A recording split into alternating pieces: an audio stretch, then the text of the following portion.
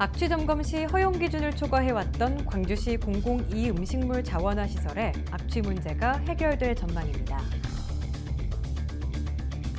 스마트폰 앱스토어에서 생활불편 스마트폰 신고 앱을 다운받으면 시민 누구나 불법 주정차를 신고할 수 있습니다.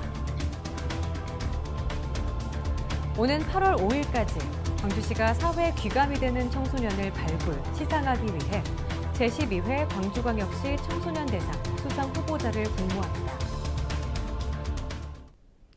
여러분 안녕하십니까? GTN 뉴스입니다.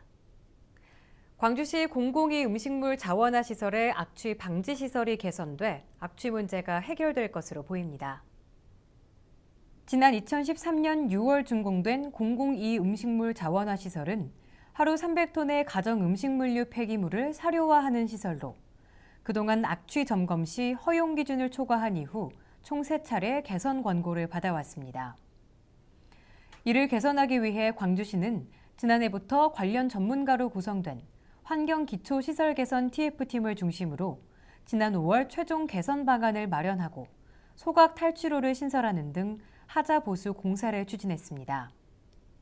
앞으로 광주시는 하자 보수한 시설의 안정성을 확인하기 위해 시운전을 실시하고 시민들이 더 이상 불편을 겪지 않도록 철저히 검증할 방침입니다.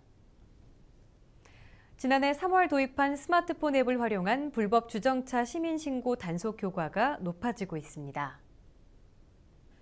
불법 주정차 시민신고는 올해 5월 말까지 2만 8천 건 접수됐으며 참여를 위해서는 스마트폰 앱스토어에서 생활불편 스마트폰 신고 앱을 내려받아 불법 주정차를 신고하면 됩니다.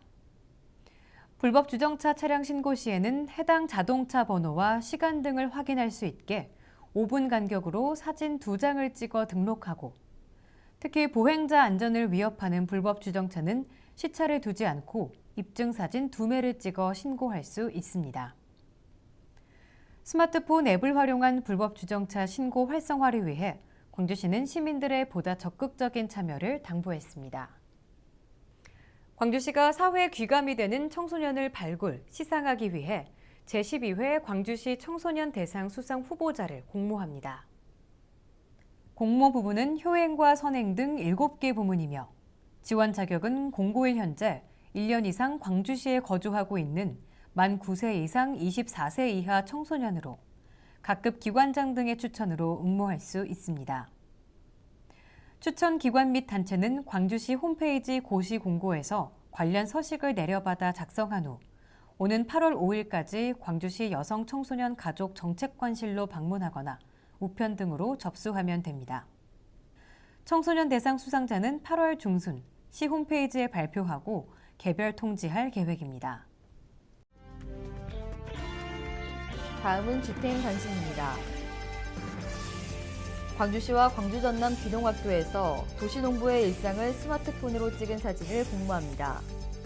공모 사진은 텃밭에서 가족들과 함께 경작하며 찍은 사진, 경작하며 가꾸는 재미 등이 표현된 사진으로 우수작들은 그에 대한 상품을 수여합니다.